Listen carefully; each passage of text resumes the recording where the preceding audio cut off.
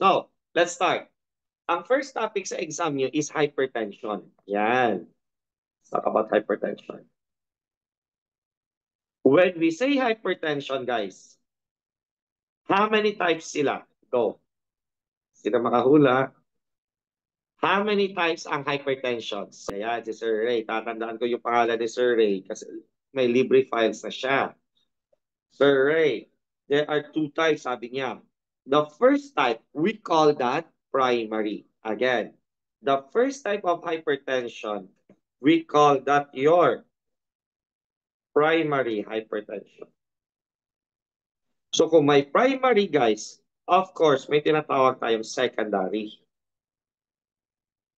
Primary and secondary. Don't worry about your notes. I can send this to you. Pag-message lang kayo sa akin. Primary and secondary. So, what's the difference between primary and secondary? Go, go, go. What's the difference between primary and secondary? Dito papasok yung essential or non-essential. Minsan kasi confused tayo. Ano ba yan, sir? Essential or non-essential? Nai-interchange natin paminsan-minsan. So, ang technique pala, guys, when we say primary, everybody say primary. One or two? From the word primary, is it one or two? Go, go, go. Ano ang primary? One or two? Very good, Ma'am Bea. So from the word primary, thank you po, Ma'am Estelle. Primary is one. Ma'am Sir John, thank you po. So, yan, one. Primary is one. Ibig sabihin, one word lang siya. Sino one word? Essential, non-essential. So dito na papasok, mas madali na siya ma-remember. Dahil alam mo na one word lang, ay alam ko, essential to. Kasi ang essential is one word. Eh, eh, yan. So, ang primary and essential hypertension, pareho lang. So, just remember from the word primary, it is one word. So ilagay natin siya sa essential. One word lang kasi. From the word secondary, ay two words yan, sir. Secondary. Two words. So ano yung two words? It's your non-essential. That is my clue para hindi ako mawala. Non-essential. Yeah. Sir, ano pagkaibahan aside sa pangalan? Ang ating primary, guys, unknown ang cause. Again, primary or essential, the cause is unknown. Unknown do ang cause nito. Pero, when we say secondary or non-essential, the cause is known. In short, meron siyang medical condition. Meron siyang underlying na sakit. Kaya siya nagka-hypertension. Example, ang patient may renal failure. Di ba? They are prone to hypertension. Anong klaseng hypertension? Secondary. Why? May medical condition. Pero kung wala siyang medical condition such as aging, wala namang medical condition ng aging, matanda lang sila. But some of the old people has hypertension. So dito ang kaibahan, si primary or essential, unknown ang cause. Wala siyang cause, wala siyang medical condition, wala siyang sakit. Pero si secondary or non-essential, may underlying siya na sakit. Okay, punta tayo sa question. So when we talk about hypertension, marami siyang risk factors. Yeah, let's talk about risk factors. Risk factors.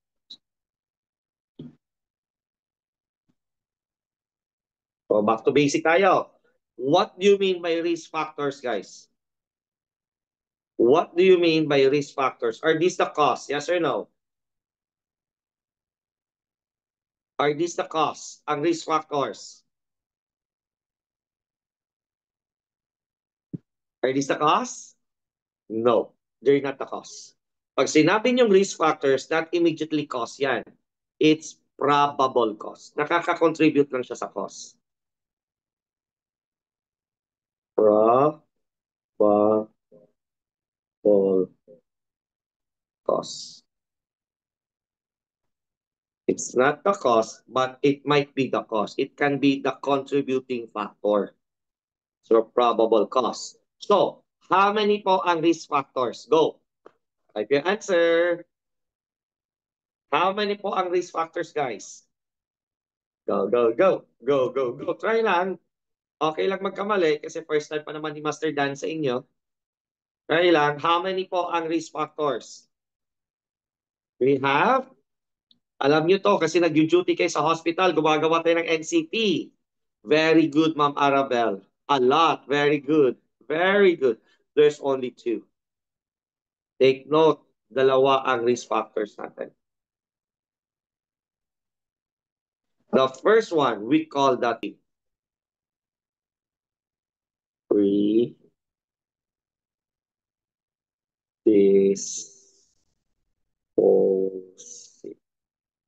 Yan. So, isa sa mga probable cause ay ating predisposing factors. When we say predisposing, these are what? Non-modifiable. Don't forget, ha? Basta predisposing, we call them non-modifiable. Anong ibig sabihin dyan? Hindi mo daw ma-modify. Hindi mo daw ma-change. Kaya nga, non-modifiable means cannot be modified. In short, you can't do anything about it. Can't do anything. Wala ka nang magagawa. Acceptance is the key. Example, race, gender, age. Wala ka nang magagawa dyan. You have to accept this, that we are prone to this. Best example, cancer. Can cancer be genetics? Yes or no? Yes. So genetics is a form of predisposing factor. Kung may predisposing, may tinatawag tayong precipitating. Precipitating. Yan. Predisposing and precipitating.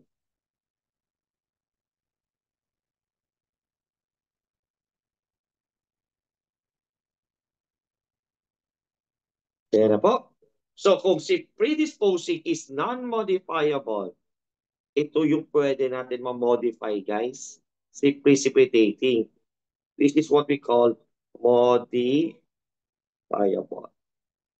Yan. These are the modifiable. Yay! O, kuha natin, ha? From the word modifiable, we can change it. Example, lifestyle, smoking, drinking. Ayan. We can change this. We can prevent it. In short, can do something. We can do something about it. Yan. Predisposing and precipitating. Back tayo sa hypertension. In hypertension, marami po ang risk factors.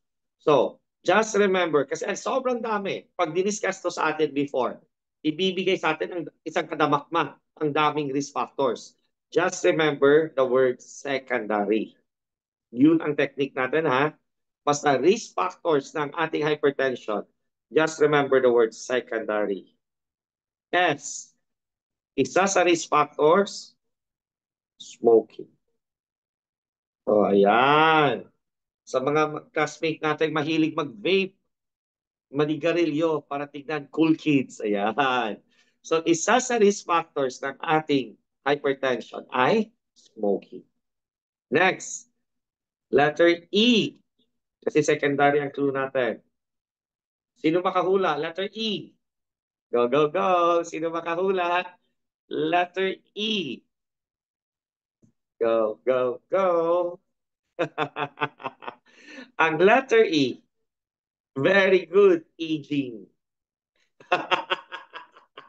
Pero kung hindi tayo baliw, kung hindi kayo baliw tulad ni Sir Dan, ang letter E is elderly. Pero kung sinulat mo din dyan, aging, pareho tayo, may sakit sa utak. Yan. So, aging or elderly. Pag-i sila ng aging, clue. Joke lang yan. Letter C. Sakit to sa heart. Letter C. Congestive heart failure. Kaya nga hypertension will lead to CHF. Yan. Next letter. O. Oy, common to sa mga matataba. Anong O? Obesity.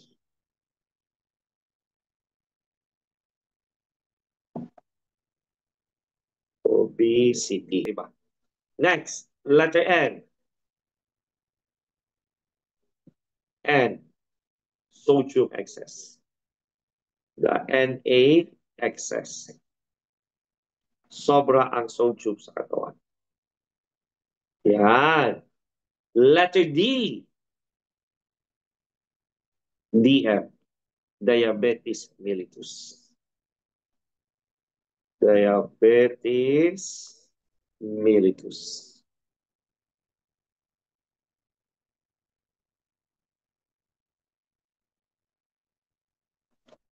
Next letter, A. I-change ko ang color. Siya ang unique na color. Bakit? Siya ang main cause ng hypertension. Ano yon? Atherosclerosis. The atherosclerosis. That is the main cause of hypertension. Atherosclerosis. Letter R. Renal failure.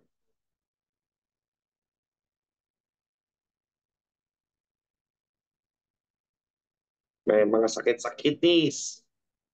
Oy. And the last one, instead na Y, ang ginamit ko is I. Increase. Ikaw na, increase daw ang thyroid function. Example, hyperthyroidism leads to hypertension. And adrenal function. Nag-increase ang thyroid and the adrenal function. Increase thyroid and adrenal function. Ayan! So, these are the different risk factors. O, mas madali nyo nang ma-remember. Diyan, punta tayo sa classification. Paano natin i-classify ang hypertension?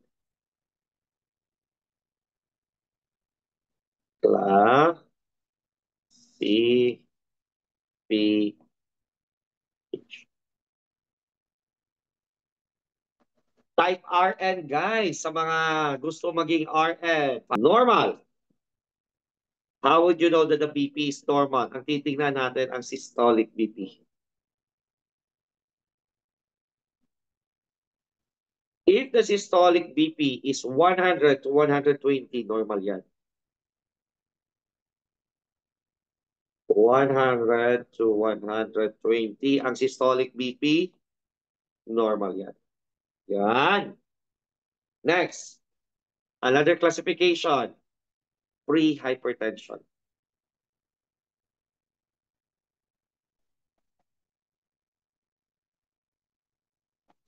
When we say pre-hypertension,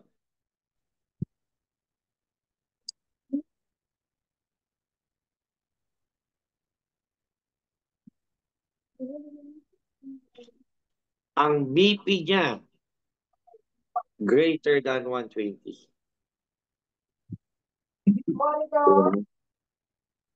Ano yun? Greater than 120. Ayan. In short, may hypertension na wala? Wala pa. Pero malapit na. Kaya nga tinatawag siyang pre-hypertension. Wala pa siyang hypertension, pero malapit na ang kanyang hypertension. Next, stage 1.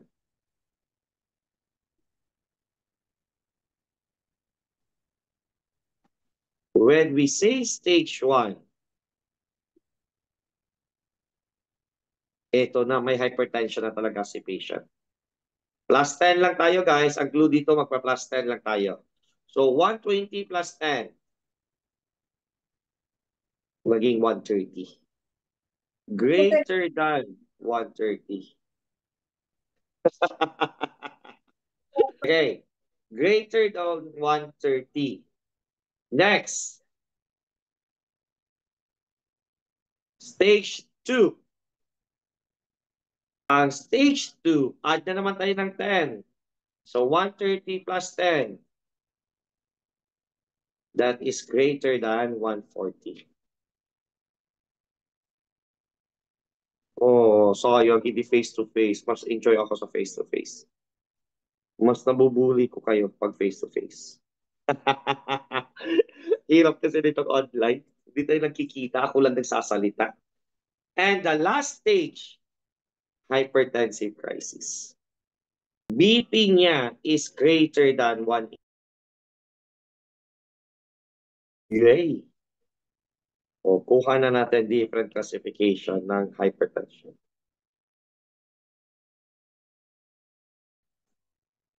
Number 1. Ang BP daw ng patient, you still remember your answer? Ang BP ng patient is 145. Ano ang sagot dito? A, B, C, or D? Type your answer.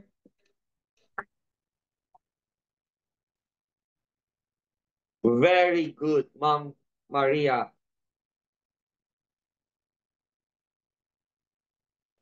Ma'am Claire, Sir Kyle, Ken, very good. It's letter D. Bakit? Ang sabi natin, pag greater than 140, that is already stage 2. Galing, galing, galing.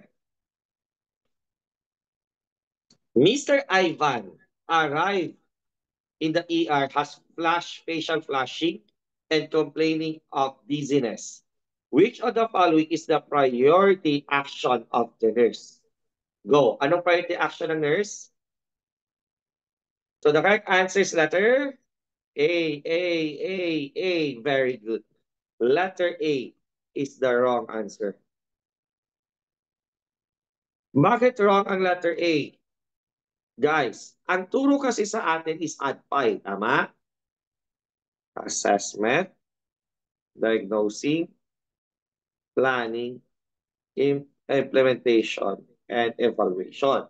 However, kakarating pa lang ng patient sa ER. So, pagpasok pa lang ng patient, kuha ka kaagad ng BP kahit nakatayo pa ang patient. Hindi ka agad-agad kuha ng vital signs. Anong gagawin? Di ba? Kung hypertensive ang patient, kailangan mo na mag-rest. Huwag mo na magbigay ng hypertensive, anti-hypertensive. Bakit? Hindi pa natin na-confirm na hypertensive pa talaga ang patient. So, mali na ang D. Letter D is what? Implementation na yan eh. So, anong sagot? Guys, simula ngayon, tandaan nyo ha, pang board exam, hindi ADPI. Pag board exam, it's PADPI. Again, pang board exam ang question regarding ER, pag dumating sa ER, ang answer dyan is PADPI. Anong P? Positioning muna. Hindi ka pa makalagay ng oxygen kung wala sa proper position. Hindi ka pa makacheck ng vital signs kung wala sa proper position. Hindi mo pa ma-physical assessment yung patient kung wala ka sa proper position. It's always positioning. O, sino dito? Letter C. Yan. Next. Number 3. Which of the following is the least contributing factor for hypertension? The focus is least. Least, ha? Least. Di ba remember secondary? Sino doon? Very good. It's letter A. Kasi it doesn't mean na matanda ka, may hypertension ka agad. Siya ang pinaka-least. Pero kung diabetic, essential hypertension. Yan. Okay, go.